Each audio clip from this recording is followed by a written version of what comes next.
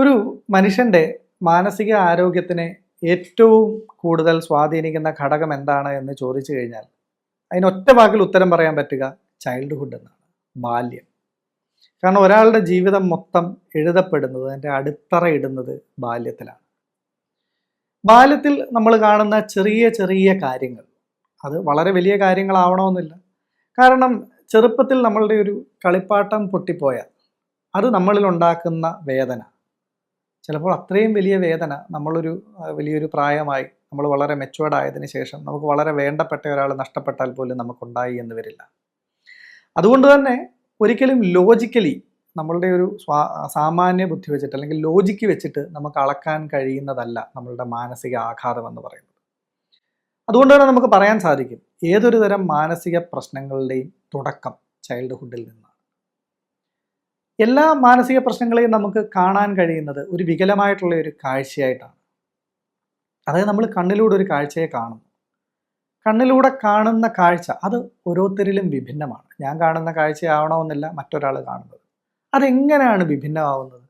നമ്മളുടെ ഈ ക്യാമറയിലൊക്കെ നമ്മൾ ഫിൽറ്ററുകൾ ഇടും അല്ലേ? ഫിൽറ്ററുകൾ ഇടുന്നതിനനുസരിച്ച് ആ ക്യാമറ ക്യാപ്ചർ ചെയ്യുന്ന ഇമേജിൻ്റെ ക്വാളിറ്റിയും ക്ലാരിറ്റിയും അതിൻ്റെ കളർ ടിഞ്ചും ഒക്കെ മാറും. ഇതേപോലെ തന്നെ നമ്മളുടെ മനസ്സിൽ ബാല്യത്തിൽ തൊട്ട് നമ്മൾ അനുഭവിക്കുന്ന പല ട്രോമകളും നമ്മളുടെ മനസ്സിൽ ഒരു ഫിൽറ്ററായിട്ടാണ് ബാധിക്കപ്പെടുന്നത്. അപ്പോൾ മനസ്സിലൊരു ഫിൽറ്റർ ബാധിച്ചു കഴിഞ്ഞാൽ എന്ത് സംഭവിക്കും? നമ്മൾ ഇന്ദ്രിയങ്ങൾ കൊണ്ട് നമ്മുടെ ചുറ്റുമുള്ള കാഴ്ചകളെ നമ്മൾ കാണുന്നു.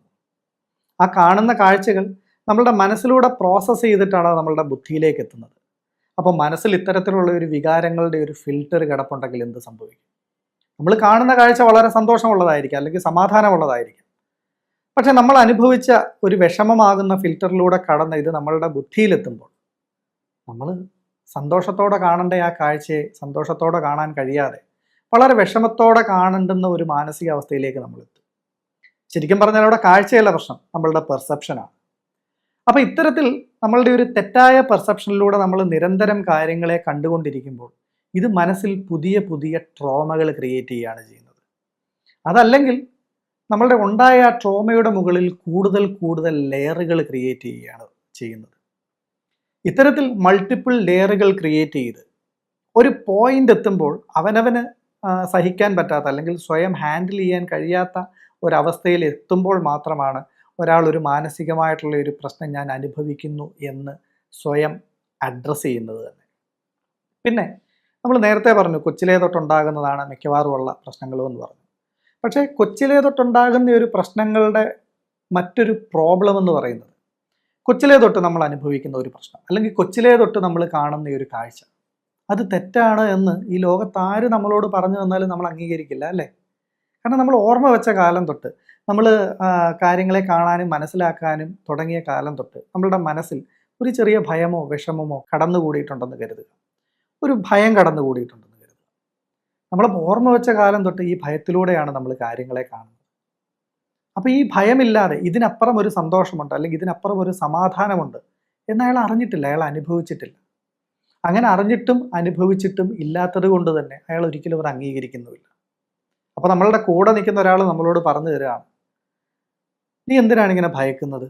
നിനക്ക് ഭയത്തോടു കൂടി അല്ലാതെ സമാധാനത്തോടു കൂടി ആ കാഴ്ചയെ കണ്ടുകൂടെ എന്ന് ചോദിച്ചു കഴിഞ്ഞാൽ അയാൾ ഒരിക്കലും അംഗീകരിക്കില്ല. അയാൾ പറയും, ഞാനെന്ത് ഭയക്കുന്നു, ഞാൻ സ്വാഭാവികമായിട്ടല്ലേ കാര്യങ്ങൾ പറയുന്നത്, ഈ ഒരു സാഹചര്യത്തിൽ എനിക്ക് തോന്നുന്ന ഈ ഭയം വളരെ സ്വാഭാവികമല്ലേ, അല്ലെങ്കിൽ ഇതല്ലേ ശരി എന്ന് പറഞ്ഞ് അവർ തർക്കിക്കുക മാത്രമായിരിക്കും ചെയ്യുക.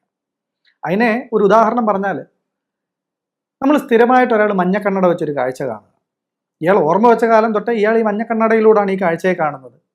അതുകൊണ്ട് തന്നെ അയാൾ എല്ലാ വെള്ള നിറങ്ങളും കാണുന്ന ഒരു ഇളം മഞ്ഞയായിട്ടാണ്. അപ്പോൾ സ്ഥിരമായിട്ട് ഇയാളുടെ കൂടെ നടക്കുന്ന ഇയാളുടെ ഒരു സുഹൃത്ത്, ഇയാൾക്കൊരു ദിവസം മനസ്സിലായി ഇയാൾ വെള്ള എന്ന് പറഞ്ഞ് ഐഡൻറ്റിഫൈ ചെയ്യുന്നത് ശരിക്കും വെള്ളയല്ല, ലൈറ്റ് മഞ്ഞയാണ്. കാരണം ഇയാളൊരു ഇളം മഞ്ഞയും വെള്ളയും വെള്ളയായിട്ട് തന്നെയാണ് പറയുന്നത്. അപ്പോൾ ഈ പുള്ളിക്ക് മനസ്സിലായി, കൂട്ടുകാരന് മനസ്സിലായി, ഇയാൾ വെള്ള എന്ന് പറയുന്നത് ശരിക്കും വെള്ളയല്ല മഞ്ഞയാണ് പറയുന്നത്. അപ്പോൾ ഇയാൾ പറഞ്ഞ് കൺവിൻസ് ചെയ്യാൻ ശ്രമിക്കുകയാണ്, അതേ സുഹൃത്തെ, നിങ്ങൾ ഈ പറയുന്ന വെള്ളയല്ല, അത് മഞ്ഞയാണ്. അയാൾ അംഗീകരിക്കുമോ? ഒരിക്കലും അംഗീകരിക്കില്ല. കാരണം അയാൾ ജനിച്ചപ്പോൾ തൊട്ട് അയാൾ ഓർമ്മ വെച്ച കാലം തൊട്ട് കാണുന്ന കാഴ്ചയാണ്. ഇത്തരത്തിലുള്ള വികലമായ കാഴ്ചകളാണ് എല്ലാ മാനസിക പ്രശ്നങ്ങളുടെയും അടിസ്ഥാന കാരണം. ഈ മാനസിക പ്രശ്നങ്ങൾ ഇത്തരത്തിൽ ഒരു വികലമായ കാഴ്ച മൂലമുണ്ടാകുന്ന മാനസിക പ്രശ്നങ്ങളെ പരിഹരിക്കണമെന്നുണ്ടെങ്കിൽ അതിന് നിദാന പരിവർജനമാണ് ചികിത്സ. രോഗത്തിൻ്റെ കാരണത്തിനെ ഇല്ലാണ്ടാക്കുന്നതാണ് ചികിത്സ. അപ്പം ഈ ഒരു വിഷയത്തിൽ ആ ഒരു ഫിൽറ്ററിലൂടെ കാണുന്ന കാഴ്ചയാണ് നമ്മളിൽ മാനസിക പ്രശ്നങ്ങൾ ഉണ്ടാക്കുന്നതുണ്ടെന്നുണ്ടെങ്കിൽ ആ ഫിൽറ്ററിനെ എടുത്തു മാറ്റുക എന്നുള്ളതാണ് ചികിത്സ. പക്ഷേ നമ്മൾ പ്രശ്നം ബാധിച്ചിരിക്കുന്ന അതേ മനസ്സുകൊണ്ട് തന്നെയാണ് ആ പ്രശ്നത്തിനെ നമ്മൾ പരിഹരിക്കാൻ ശ്രമിക്കേണ്ടത്. അതാണ് പല മാനസിക പ്രശ്നങ്ങളെയും സ്വയം മാനേജ് ചെയ്യാൻ കഴിയാത്ത വിധം ബുദ്ധിമുട്ടുള്ളതാക്കുന്നത്. അപ്പോൾ അത്തരം സാഹചര്യങ്ങളിൽ നമുക്കൊരു കൗൺസിലിങ്ങിന് ഒരാളുടെ സഹായം തേടേണ്ടി വരും. അപ്പോൾ കൗൺസിലിങ്ങിലൂടെയും വേറൊരാൾക്ക് ഇപ്പം പലപ്പോഴും കൗൺസിലിംഗ് ടെക്നിക്കുകളിലും കൗൺസിലേഴ്സും ഒക്കെ ചെയ്യുന്ന ഒരു തെറ്റ് എന്ന് പറഞ്ഞാൽ പോസിറ്റീവ് അഫർമേഷൻസ് ആണ്. പോസിറ്റീവ് അഫർമേഷൻസും കുറേ മോട്ടിവേഷൻസും ഒക്കെ കൊടുത്ത് ഈ പ്രശ്നത്തിനെ പരിഹരിക്കാൻ ശ്രമിക്കും. അത്തരത്തിൽ പരിഹരിക്കാൻ ശ്രമിക്കുമ്പോൾ അത് വെറും ഒരു ഷുഗർ കോട്ടിങ് മാത്രമാണ് ഉണ്ടാക്കുന്നത്. ചിലപ്പോൾ കുറച്ച് മണിക്കൂറുകളോ കുറച്ച് ദിവസങ്ങളോ ആ ഒരു മോട്ടിവേഷനിലേക്ക് മുന്നോട്ട് പോകാൻ പറ്റിയേക്കും. പക്ഷേ അത് നിലനിൽക്കില്ല. അവനവൻ്റെ പ്രശ്നത്തിനെ അവനവന് മാത്രമേ കണ്ട് പരിഹരിക്കാൻ സാധിക്കുകയുള്ളൂ. അപ്പം ഒരു വ്യക്തിയെ കൊണ്ട് അയാളുടെ ഉള്ളിലേക്ക് തന്നെ നോക്കിച്ച് അയാളുടെ മനസ്സിനാണ് ഈ വികാരങ്ങൾ ഫീൽ ചെയ്യുന്നതെന്നുള്ളൊരു ബോധ്യത്തോടു കൂടി, ഞാനല്ല എൻ്റെ മനസ്സ് എന്നുള്ളൊരു ബോധ്യത്തോടു കൂടി അവനവൻ്റെ ഉള്ളിലേക്ക് നോക്കി അവനവൻ്റെ മനസ്സിലൂടെ കടന്നു പോകുന്ന വികാരങ്ങളെ കണ്ടെത്തി മനസ്സിൽ നിന്ന് കുറച്ച് ദൂരെ മാറി നിന്ന് ഡിറ്റാച്ച്ഡ് ആയിട്ട് ചിന്തിച്ചാൽ മാത്രമേ ആ ഒരു പ്രശ്നത്തിനെ പരിഹരിക്കാൻ സാധിക്കുകയുള്ളൂ. അത്തരം പ്രശ്നങ്ങളെ പരിഹരിക്കാൻ അതുകൊണ്ട് തീർച്ചയായിട്ടും മെഡിറ്റേഷന് സാധിക്കും. ആ മെഡിറ്റേഷൻ ചെയ്യാൻ നിങ്ങളെ മെഡിറ്റേഷൻ ഗൈഡ് ചെയ്ത് ചെയ്യിക്കുന്ന ഇഷ്ടംപോലെ കൗൺസിലേഴ്സ് ഉണ്ട്. അത്തരത്തിലുള്ള ഗൈഡഡ് മെഡിറ്റേഷൻസിലൂടെ നമുക്ക് തീർച്ചയായും അത്തരം പ്രശ്നങ്ങൾക്ക് പരിപൂർണമായ പരിഹാരം ഉണ്ടാക്കാൻ സാധിക്കും.